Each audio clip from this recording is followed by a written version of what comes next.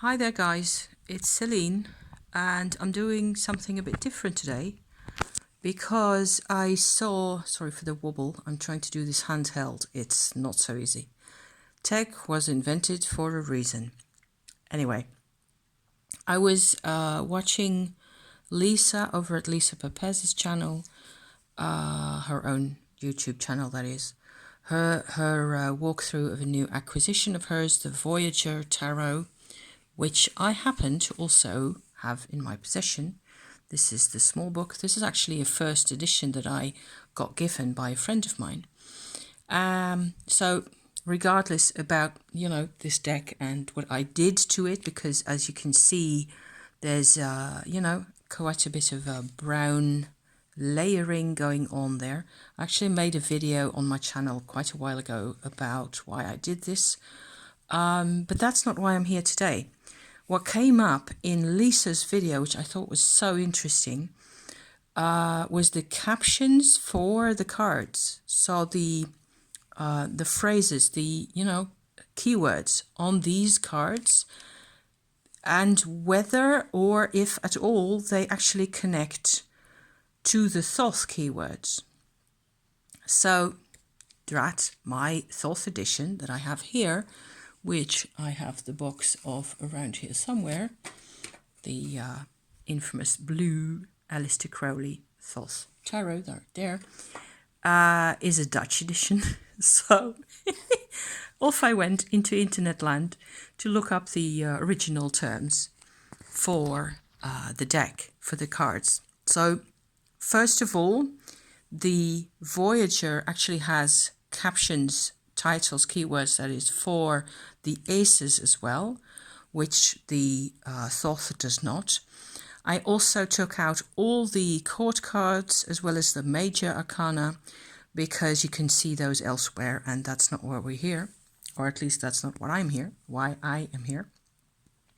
I just wanted to compare the ideas that they connected to either of these, because I just had a little peek and it looks like they're very different. So this has something to do also with when and where the decks were actually created, which is also something you can look up for yourself if you're into that jazz. But I am quite sure that it has everything to do with it, with where they came from, how people looked at the world and at each other and things like that. So it's pretty neat. Both, I think, have something useful to bring, and it's funny. It's kind of interesting. So I brought out the actual cards first to have something to look at also as we go through this. So I will pull up a card like so, and if you can just make out the word through the brownish ink right there, it says purity at the top right here. This is my trimmed, version that I just had to do something about. The word, the keyword for the Thoth, Two of Wands, which is what this card is about, okay, is dominion, right there. So I'm going to go as quickly as possible through this whole thing, maybe even just put you aside so as to have only what we really need here, going down in order. The word for the Three of Wands is compassion. Over here it says virtue. Okay, on to aspiration, which becomes completion here. That's something that's like the total opposite of each other, I would say. The Five has oppression. Now that's supposed to kind of be easy to understand compared to strife. Oppression, okay. I have a feeling we're going to run into oppression in the Thoth names. So these are the Thoth names, okay? Let's stay with me here. These are the Thoth keywords, and I am lifting the Voyager keywords from the cards themselves, okay? Because otherwise we'll be here all day. We're going to be here all day as it is anyway. So it says here trust. Number 6, the Six of Wands has victory over there. Trust and victory, like how is this even supposed to ever work? Courage is the Seven of Wands. It says valor. That I can really live with very well. Okay, courage and valor, yeah, not a problem there. Number 8, We have harmony in the Voyager version with all sorts of musical instruments. Swiftness over here. I hope some people aren't going to be completely help, you know. Integrity for the 9 of Wands. Here it says simply strength. The 10 of Wands has growth, and this one has oppression. So there it is, oppression. That word that came out for, was it the 3 or the 4 or the 5? The 5. Here, the 5 of Wands has oppression, and the 10 of Wands has oppression in the Thoth deck. I think this is quite entertaining, in a way. Why do I have the 10 here? Yes, we're cool. The 10 has growth. The 10 of Wands has growth. And in this one is suppression. I actually had to pause and check whether I hadn't messed up the order of my cards here. But this is absolutely the 10 of fire, the 10 of Wands, right there. I promise you, it's the right card. 9, 10. Here's the 10. And that's the Dutch word for oppression right there. I can't help this. It's just the way it is. So this is really quite strange. The suit of earth. Okay, let's move on here. It says for 2, reflection. You won't be able to make it out, or maybe a little. It says change. Okay. 3, nurturing. Work. That kind of makes sense in sort of in perspective of each other still, okay? We're getting commencement for the 4 of earth, and it says power here. Also I can live with. The 5 says setback, and here it says worry. Okay, so these at least are the same, they're the same kinds of vibes. It says synergy for the 6, yes. And we have success here, so that's kind of cool that they looked at things like success, 6 of Pentacles, in those days. And in the 90s when this was made, when the Voyager was made, it was looked at how does success happen through synergy. Yeah, so I still think this is a useful exercise to do, really. Let me go through this to the 7. The 7 has failure. The 7 of, in the Thoth deck, has failure, and here it says breakthrough. What an interesting perspective. I'm going to look up the 7 of Pentacles here for you guys. That is, if I can get at it quickly. Look at that. I mean, I just have to pause for a second here. This is the very horrible Dutch Germanic word for failure. And it looks like total desperation, and it's so dark, and it's the middle of winter, and we're not going anywhere. Saturn in Taurus, I believe, is the thingy, the astrological backbone behind all that. So very slow. Saturn in Taurus, very slow. Not going places really quick.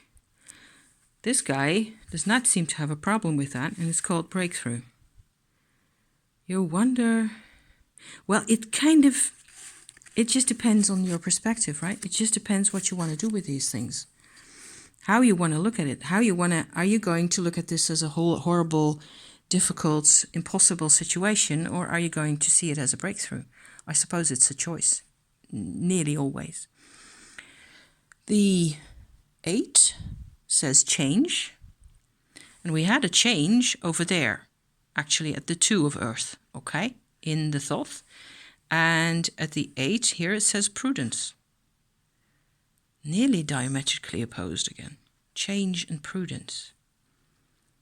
Change with a moth in the middle and all sorts of things transforming into other things. It's a nice deck. I really love my Voyager. I'm really glad I got it.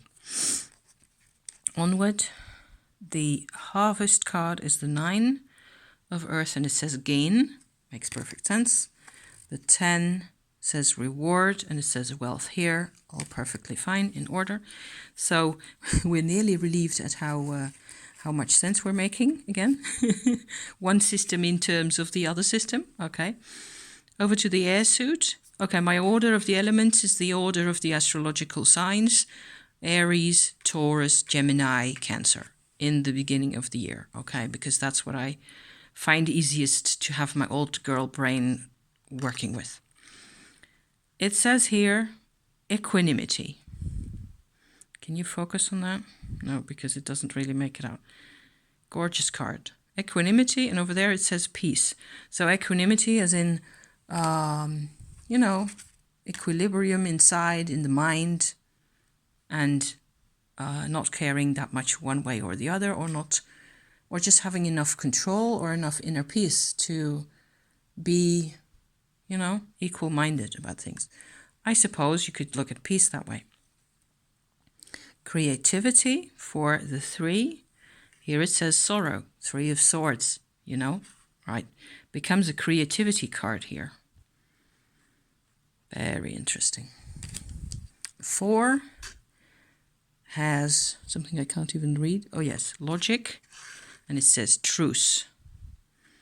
How much sense it makes to have a truce when people are fighting. It's very logical to do. Stop fighting. Okay? I'm just, you know, rambling on in between all the things here. The 5 of air is negativity, and it says defeat for the Thoth card. Not a problem. 6, it says conclusion. Is that what it says? No, it says confusion. Almost completely lost me there. And it says science for the air card. Confusion. Oh gosh, I wish you could be able to read this. You can, if you try, read that it says confusion there. Confusion and science. Very strange. I'm going to look up the 6 of swords again in the Thoth deck, just to have a comparison. Here it is. It says science, right? Mercury in Aquarius. And this card looks at it like, well, there's a lot of confusion here with all the little geometrical, difficult to make out patterns. They are repetitive. They're like little windmills, those little paper windmills, you know, that turn in the wind. But it might look very confusing at first, mightn't it? Okay. Onwards to the 7. It says dullness, and this one has futility. Okay, that makes quite a bit of sense. Synthesis for the 8. Yes.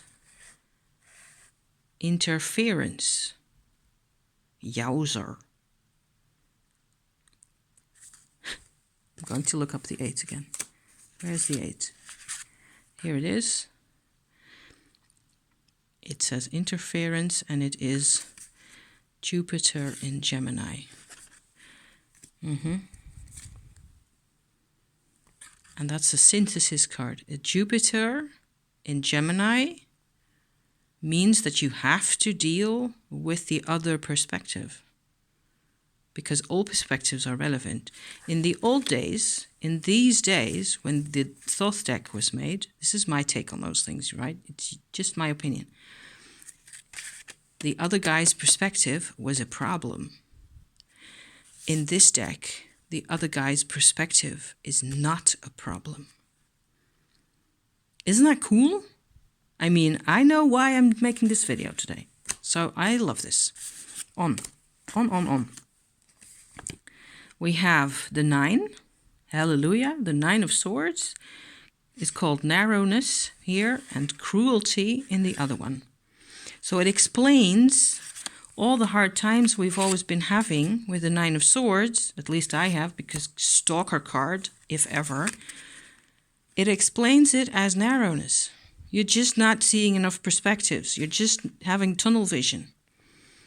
Which makes sense. To me, at least. The 10. Ruin in the Thoth and delusion in the Voyager. Ring around the moon kind of a deal going on here. Such a beautiful deck. I had a hard time at first when I tried working with it because it got given to me that a lot of the blues were extraordinarily bright and strong, and there was a lot of issues going on with lighting in all the collage bits coming from different sides. It was melting my eyes. I was going completely nuts trying to work with it. And I remembered an old trick from oil painting when you are in a situation where that kind of a thing is going on, where you have too many complex elements, say in a still life or in a painting of a person, or, you know, some type of an indoor scene with lots of stuff. And it just gets to be all very bright and sparkly and too much and very busy in your face. The trick is to put a very thin layer of ochre paint over the top of that you can't see, but it sort of serves to merge everything together in terms of lighting and in terms of color tone and all that type of stuff. So I did that with an ink to these cards, and it worked really well. On Lisa's video, I was struck that her cards looked completely fine, as if somebody put a filter over the whole thing and took care of it in that way. It may have been just the camera. We have the Two of Cups, and it says equilibrium. It says love for the Thoth, the water cups. The Three has love, and it has abundance over here. Yeah, giggle. We get luxury for the Thoth for the Four, and anger in here. So kind of a letting go of your standards kind of a deal. It says anger. I promise you, it says anger, okay? Luxury. Number 5, sorrow, disappointment. 5 of Cups, yes. Sorrow and disappointment. The 6, disappointment. I'm not kidding. 6, 5. What am I doing? Okay, sorry, I messed that up. We're actually agreeing on something for once, but I was prepared to not agree, so I mixed them up. This is the 5, okay, the 5 of Cups. It says disappointment in the Thoth, and it says disappointment here. We're finally agreeing on something. The 6 is right here, and we're back in Strangeland again, because it says sorrow, and here it says pleasure for the 6. Okay, so the only thing where everybody agrees on the whole time in the whole of the universe is disappointment. Meaning, actually, let me try to find the card here in the set. Not the 6, you twit. The 5. We want the 5. Now I can't find it because everything got messed up on my table. Here it is. Yeah, disappointment. Mars in Scorpio. Oh yeah, I can see how that's a tough position to have. Anyway, I'm going to have to reshuffle everybody in together anyway. The 6 says pleasure. The 6 says sorrow here. Total opposites. Boom. The 7 says debauch. Over here it says fear. 7 of Cups. See? Such a pretty card. Lots of glorious detail. Indolence for the 8. Stagnation. Yeah, that makes sense. Indolence and stagnation. Indolence is like a stagnation inside in your emotional life where you can't be bothered.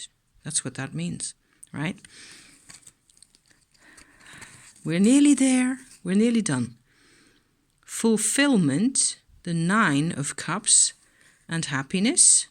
That makes sense. And satiety, if that's the right pronunciation. But this one has passion. So there you go. I actually managed to do this under 20 minutes. I'm going to go slowly leaf through these cards again.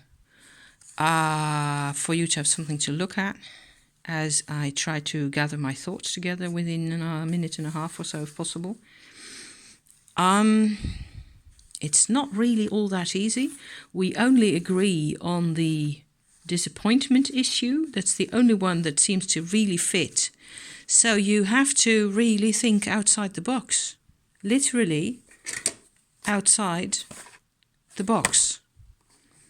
If you want to work with more than one deck historically, I still think that there are a lot of reasons why probably 2/3 of these captions are either quite similar or nearly the same, like going from 50% to 80% understandable, the same kind of a concept that they're saying.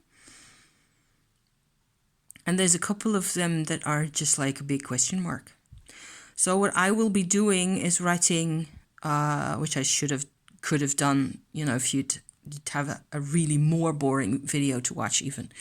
Write the captions of these cards in a different pen under here for each of them, so I can have another ponder at them.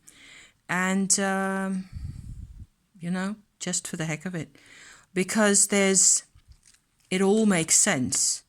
And I think the main idea is that the Voyager was made and built, the whole system and all the things that went into this, it was in order. I always get, it's not called a Voyager deck for nothing, right? It's a very hopeful, stimulating, inspiring, individualistic, crazy, yummy kind of a deck. Crazy, like you just go for it, girl or boy or whatever you want to be today. You just go. And these are the things that one needs in life. It's so positive. And so I haven't worked with this all that much. Also because of the color, occasionally, when I feel sort of capable of matching it in energy, which isn't all the time. At the moment, I wouldn't have thought it would attract me at all. This is a 6. It reminded me a bit of a court card. I've got those up here. So, with a mouse, look at those. So pretty. Little plants and little bits of scenery and lots of things going on. Gorgeous. So it would be a whole different story to actually compare visually the court cards to each other with the Thoth deck, because then you get, this is also really pretty. I think it all works. And the more you put in your brain, the better. So I hope you enjoyed my attempt at things here. You'd almost be tempted to use them together if you look at this, That's kind of pretty. So that would be a Cups Princess, so a page. And a Two of Wands. You can always go places with all that. Sorry for the hand in the image, and I wish you all the best. Thank you so much for watching, you guys. It was fun to do.